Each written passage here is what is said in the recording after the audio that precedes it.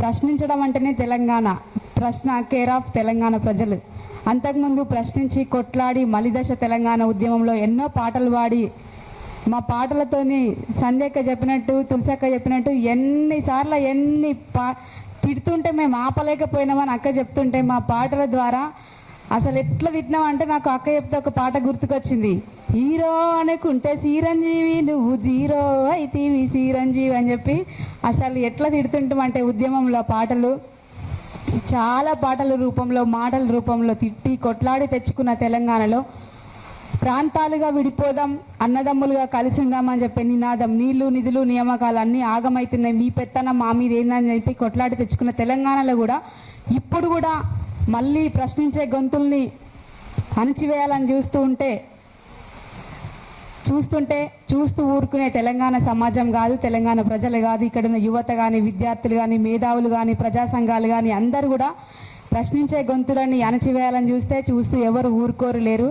ఖబర్దార్ అని చెప్పి తెలియజేసుకుంటూ, ముఖ్యంగా జర్నలిస్టుల మీద మొన్న అంతకుముందు కూడా అన్న కేవీఆర్ అన్న జర్నలిస్టుల మీద కానీ అనేక ప్రశ్నించే గొంతుల మీద ఎప్పుడు కూడా దాడులు జరుగుతూనే ఉన్నాయి. ఆ దాడులన్నీ ఖండిస్తూ ఉద్యమంలో మేము వాడుకున్న పాటలు చాలా ఉన్నాయి. గోరటెంకన్న రాసిన పాట మీకు అందరికీ తెలుసు.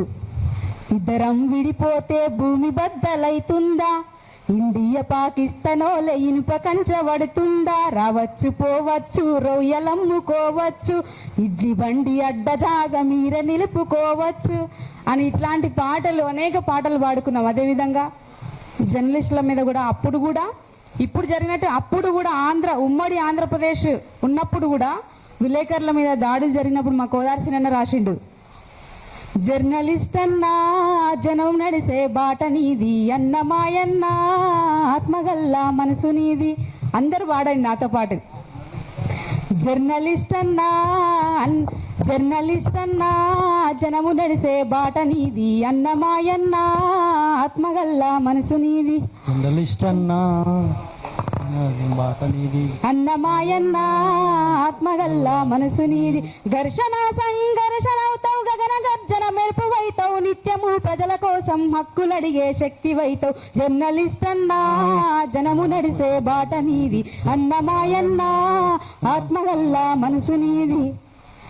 సమాజాన్ని చక్కబెట్టే అక్షర సైనికుడు లెక్క, నిర్బంధం నీడలోన నిజము కోసం పోరాటం. సమాజాన్ని చక్కబెట్టే అక్షర సైనికుడి లెక్క, నిర్బంధం నీడలోన నిజము కోసం పోరాటం. రాజకీయ నేతలను రంగు పులిమి ఆరేస్తావు, రాత్రి పగలు తేడలేక అలుపు ఎరగని డ్యూటీ చేస్తావు. ప్రభుత్వాలను ఎదిరించి నిగ్గదీసే నిప్పువైతావు, ప్రజల పక్షం గొంతువయ్యి పాలకుల భరతం పడతావు. అన్నమాయన్న జర్నలిస్ట్ అన్నా ఆత్మగల్లా మనసు నీది, జర్నలిస్ట్ అన్నా జనము నడిసే బాట నీది, అన్నమాయన్న ఆత్మగల్లా మనసు నీది. ఇట్లా అరచేతితో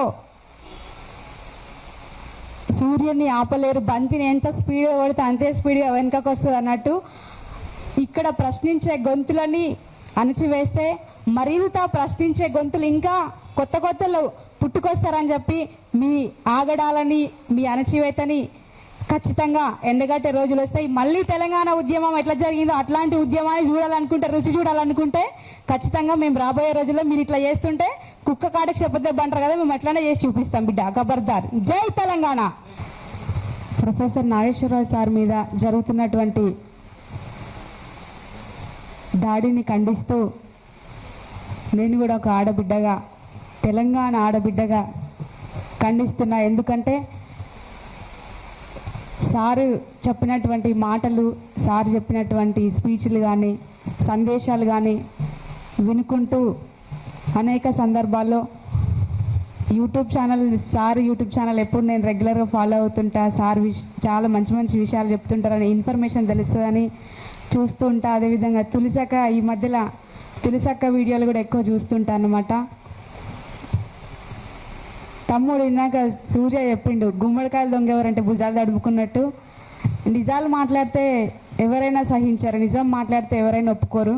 కానీ నిజం అనేది ఎప్పటికీ ప్రజల మధ్యలో తిరుగుతూనే ఉంటుంది. అబద్ధం అతికినట్టు చెప్పినా నిజం అనేది ఎప్పటికైనా బయటపడుతుంది అంటారు కదా.